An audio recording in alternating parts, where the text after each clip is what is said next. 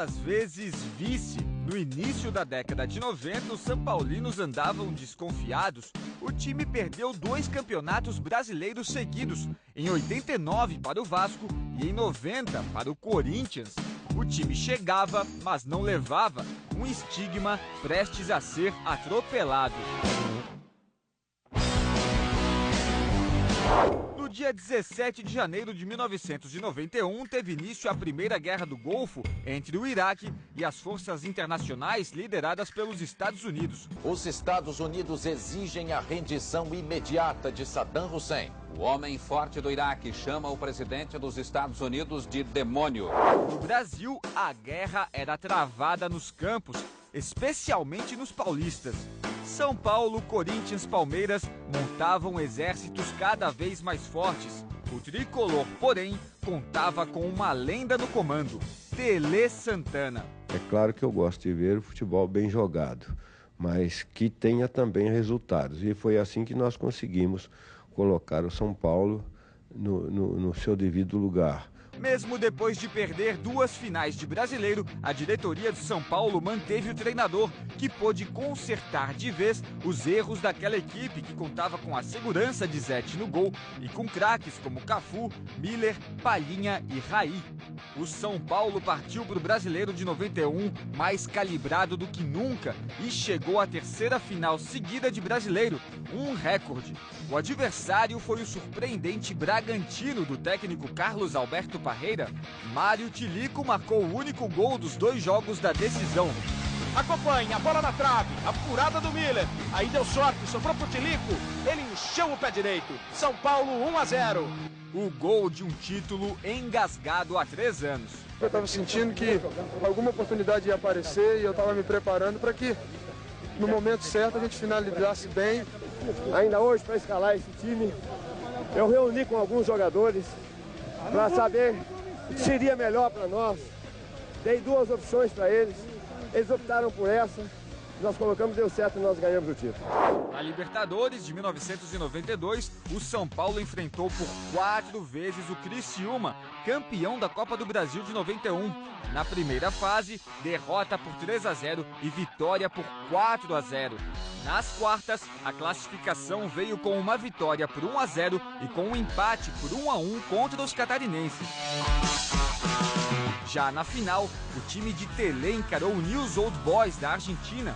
Os argentinos venceram a primeira partida em casa por 1-0. Na volta, com 105 mil pessoas no Morumbi, o São Paulo devolveu o placar. O campeão da Libertadores sairia nos pênaltis e saiu precisamente das mãos de Zete. Gamboa foi pra bola, o goleiro deu a taça ao São Paulo. Eu acho que eu fico muito contente, estou muito feliz. Agora espero ir para Tóquio e ser campeão do mundo. Eu nunca me considerei um sem sorte. Depois da Libertadores, Tele Santana e os outros São Paulinos só pensavam no Mundial. E eles usaram o Campeonato Paulista de 92 para treinar.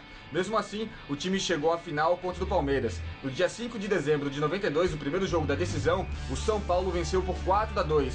Só que aí, tanto São Paulo quanto o Palmeiras tiveram que fazer um arranjo, pois a final do Paulistão e a do Mundial cairiam no dia 13 de dezembro. É claro que os paulistas deram um jeitinho. No dia 13, o São Paulo entrou no estádio da final do Mundial como zebra. Do outro lado do campo estava nada menos que o Barcelona de Guardiola e do técnico Johan Cruyff.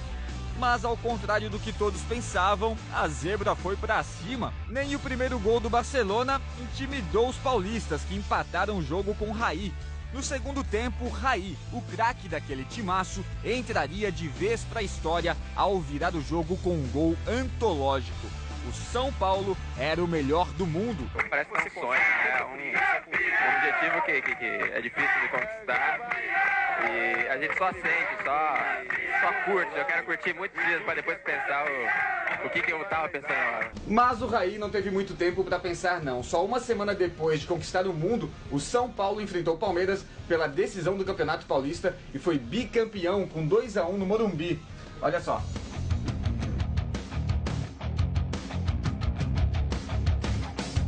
Em 1992, com 3 títulos, tinha sido um ano perfeito. Mas, nesses arquivos que a gente vai ver agora, 1993 pode ter sido ainda melhor. Ninguém podia acreditar, mas o bi da Libertadores foi ainda mais fácil que o primeiro título. E na final, aplicou a maior goleada de uma decisão na história do campeonato. 5-1 sobre a Universidade Católica do Chile, com o Morumbi lotado. O São Paulo jogava em uma sintonia muito distante das outras equipes.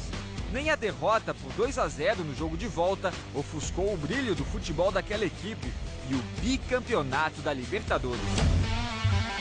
Depois do bi da Libertadores, Raí ganhou destaque e foi jogar no Paris Saint-Germain da França. Só que aquele time de São Paulo era tão bom que no Mundial conseguiu suprir a falta do grande ídolo.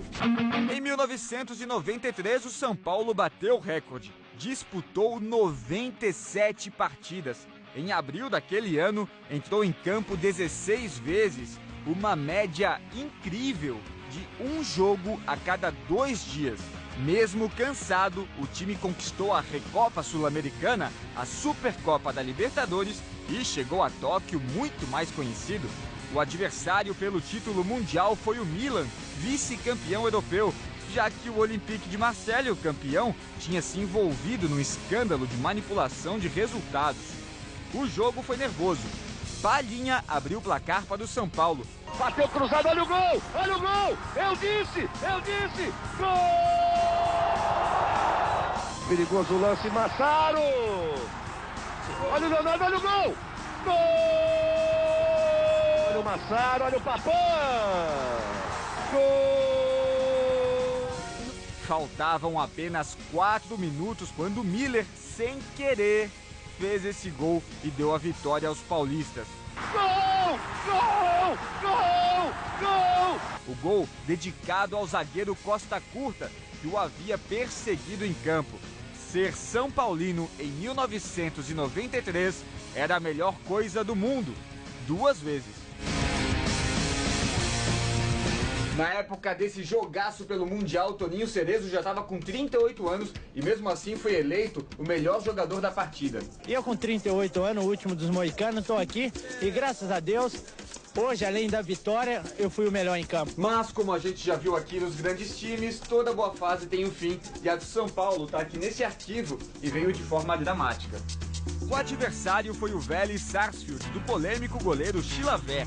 A decisão foi para os pênaltis, mas dessa vez nem Zete conseguiu fazer milagres.